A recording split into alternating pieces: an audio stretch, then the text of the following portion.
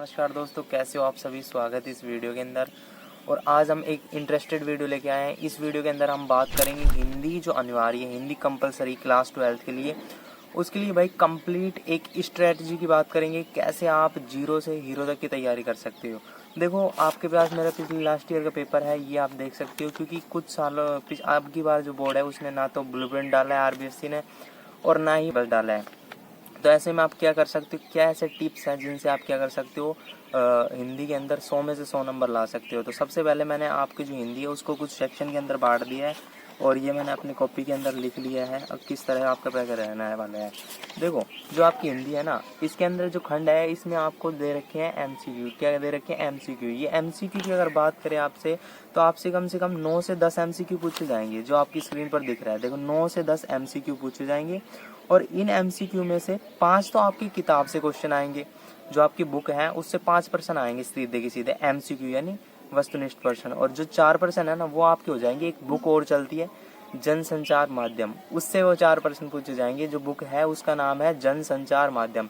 उस जो जनसंचार माध्यम है उस बुक से 4% पूछे जाएंगे। ठीक है, तो इस तरह से आपके 9-10% तो हो जाएंगे एमसीक्यू के। अब चलते हैं नेक्स्ट, थोड़े आगे जी। इस पेपर को आप जैसे देखते हो, इस पेपर के अंदर यहाँ पर आपको देखो रिक्त स्थान दिखेंगे। क्वेश्चन नंबर जो 2 है यहाँ पर, ये आपको दिखेगा रिक्त स्थान।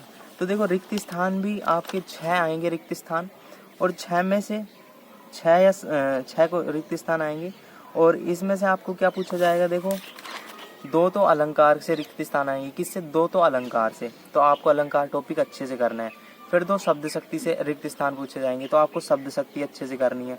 और भाई साहब, आपसे एक जो रिक्त स्थान है ना, वो आपको ग्रामर से पूछा जाएगा, सीधा का सीधा ग्रामर से। एक टॉपिक है भाषा व्याकरण लिपि का परिचय, इससे आपसे सीधा 1% पूछा जाएगा। और जो क्वेश्चन नंबर 3 और 4 है, क्वेश्चन नंबर 3 और 4, तो सबसे पहले क्वेश्चन नंबर 3 है और 4 है, ये क्या है? पैसेज आएंगे, अपठित पद्यांश और अपठित गद्यांश। ये दोनों क्वेश्चन नंबर 3 और 4 से आएंगे, तो ये आप लगा लीजिएगा। एंड ये आपके आएंगे 5-5 नंबर के। ठीक है, तो इनसे 5-5% पूछे जाएंगे।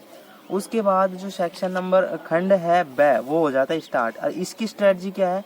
इससे खंड ब है ना, इससे आपके 5% बनेंगे, और 5% 2-2 नंबर के होंगे, और 5% आपकी बुक से आएंगे, फर्स्ट बुक से। ठीक है, और 1-2% सेकेंड बुक से आ जाएगा, तो वो आपको अच्छे से करना है। उसके बाद खंड जो स है आपकी स्क्रीन के ऊपर, इसमें 5% पूछे जाएंगे, प्रत्येक प्रश्न 3 नंबर का आएगा। ठीक है, और टोटल ये खंड जो स है वो आपकी पूरी बुक से आएगा। 5% होंगे, 1% 3 नंबर का होगा, टोटल आपके 15 नंबर बन जाते हैं। उसके बाद खंड ज है द, लास्ट एंड फाइनल। इसको समझना बहुत ज़्यादा इंपॉर्टेंट है। देखो, खंड द के अंदर आपसे एक तो अपठित पद्यांश, एक तो पद्यांश आएगा बुक के अंदर से, जिसकी आपको क्या करनी है? सप्रसंग व्याख्या, यानी उसका हिंदी अनुवाद लिखना है। और एक आएगा गद्यांश, उसका भी हिंदी अनुवाद लिखना है। ये दोनों आपसे 5-5 नंबर के पूछे जाएंगे। ये दोनों आपसे 5-5 नंबर के पूछे जाएंगे, तो ये 10 नंबर तो यहाँ बन गए। फिर इससे क्वेश्चन नंबर 3 आएगा, एक आपसे दे देगा विज्ञप्ति या निविदा। ये दोनों में से कोई 1% पूछ सकता है, विज्ञप्ति भी पूछ सकता है, निविदा भी पूछ सकता है।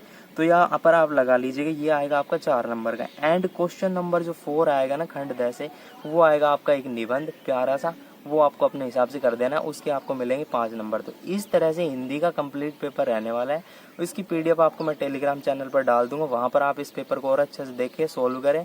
आपके 100 में से 100 नंबर आएंगे, कोई नहीं काट सकता। धन्यवाद, मिलते हैं नेक्स्ट वीडियो के साथ, नेक्स्ट सब्जेक्ट के साथ। तब तक के लिए जय हिंद, जय भारत।